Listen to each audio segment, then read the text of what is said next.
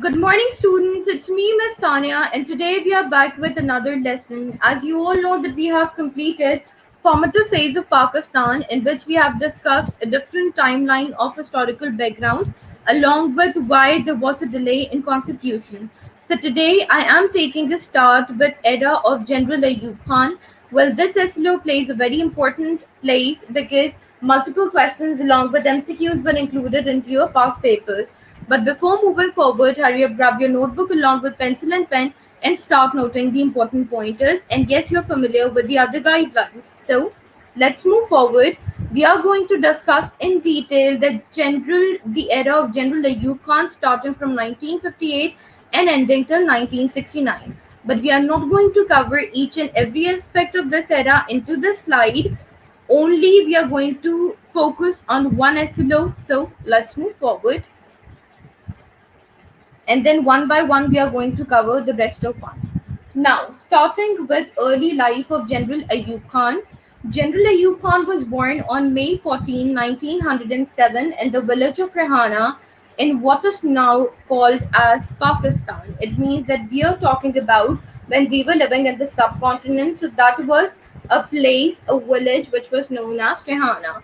Then the ancestors of General Ayub Khan were Pathan. It means that he belonged from that background. When I talk about ancestors, this terminology basically means that your family members, your past family members, through whom you have a belonging, those are known as ancestors. It includes your uncle, your aunts, and etc.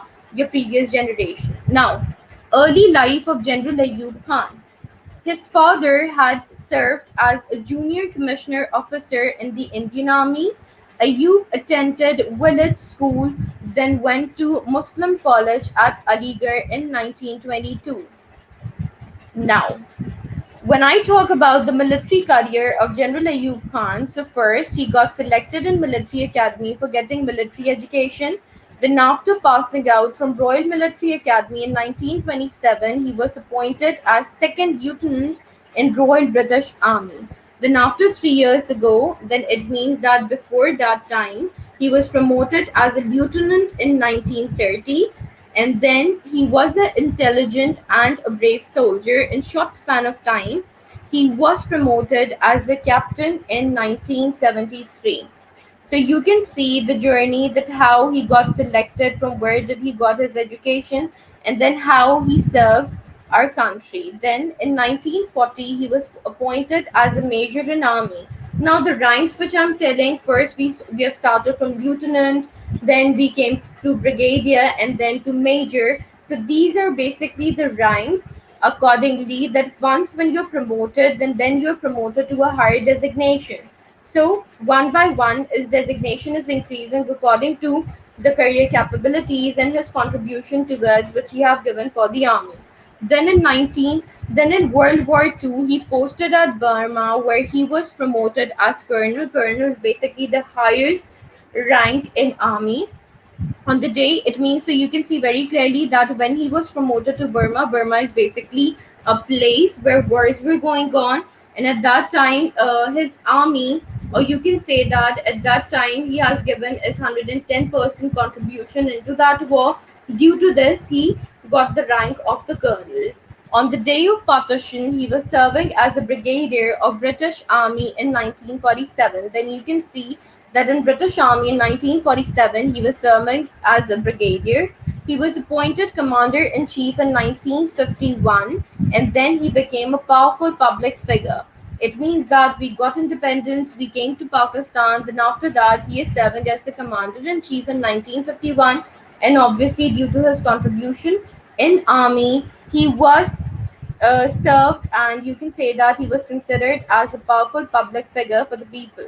Now, question: why did General Ayub Khan came into power? What was the reason behind that? Well, we have already discussed in formative phase of Pakistan that General Ayub Khan was replaced by Sikandar Mirza. So, in the era of Sikandar Mirza, there was the first constitution which he have introduced in 1956, right? It was introduced by him. Then, since there were political riots which were going on, we were economically suffering in the era of Sikandar Mirza. Due to this thing, General Ayub Khan replaced Sikandar Mirza, right? So the first point which is written over here is the governor of the government of Sikandar Mirza was unpopular and the political situation was chaotic. Well, I've already told you that soon after getting independence, we were suffering from financial problems, social problems, and economic problems. Due to this, Sikandar Mirza's government was not popular and he was facing crisis. Pakistan was facing crisis. Due to this thing, General Ayub Khan replaced him. People were in despair. It means people were in great depression because they were suffering from crisis. On 7th October 1958, martial law was declared by President Sikandar Mirza. I have already explained you about the term martial law in the previous lecture, but still I am repeating that what exactly this terminology means. If you want to have the details of Sikandar Mirza, so definitely you can go to my channel and you can see my video which is over there. Now, when I talk about martial law basically means that military rule, no civilian is allowed to give his or her orders, or you only have to obey the army, whatever the army says. So you have to obey. The army take over the country until and unless your country is facing a great depression, and once when the country is out of greater depression, then definitely army hand over the rules, or you can say that hand over the basically the powers to all of those government officials who are on higher ranks. So that is known as martial law, and whenever martial law is imposed, then it means that country is 10 years back. That is the medium which I have used over here. Why it is known as the country is 10 years back? Because it is the rule of army, it is not the rule of the government over there. You're not allowed to import and export with other countries until and unless your situation of the country is not improved. This is the main reason things are stopped externally, but things are going on internally. Externally means with outer state, with outer countries, with international countries, and external means that within Pakistan. Now, why did General Ayub Khan take over power? So another reason is to bring stability in the country. Obviously, if you are not working for the stability of the country, then definitely the country can collapse. Then definitely, if you are taking loans from any other country, they can claim, they can come into your country, they can conquer the regions. Due to this, army always take over powers. But remember one thing: martial law is only you can say that martial law is only declared in severe conditions. When the country is nearer to collapse, then only martial law is declared. You cannot declare martial law on every second. So just keep this thing in mind. To improve judiciary system means government, rules and regulations. You have to obey them. You have to follow what exactly they're saying. So the judiciary system was not improved in the government of Sikandar Mirza, and due to this, General Ayub Khan replaced to make those situation clear and those conditions better than before. Then Ayub Khan removed Sikandar Mirza and took on the office of president, despite of the fact that General Ayub Khan was from the army. So he took over the government, or he just replaced Sikandar Mirza because Sikandar Mirza declared the martial law. Due to that, remember one thing: martial law can only be declared by the army officers or the people belong from armed forces. A civilian, it means a normal person like me, because I don't belong to army, right? I'm a civilian. So I cannot declare martial law in the country. This event was known as the Glorious Revolution, and obviously, when he took over the powers, he was looking after everything. So, due to this event was known as a Glorious Revolution. Then the stable, it wasn't in a stable government of Sikandar Mirza. Political situation was not stable. Climatic sense, and you can see that since we were having wars, we were having crisis soon after independence. So due to all of these factors, he replaced Sikandar Mirza. Economic and social inequalities were there. When I talk about social inequalities, it means justice is not present there. To promote justice, to promote monotheism, he just came into the power and he started improving the conditions.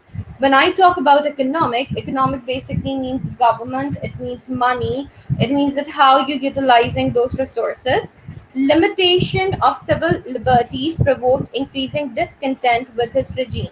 It means that since he was imposing laws, strict laws, rules, and regulations, because he himself belonged from the armed forces, so automatically he wanted others to follow the same.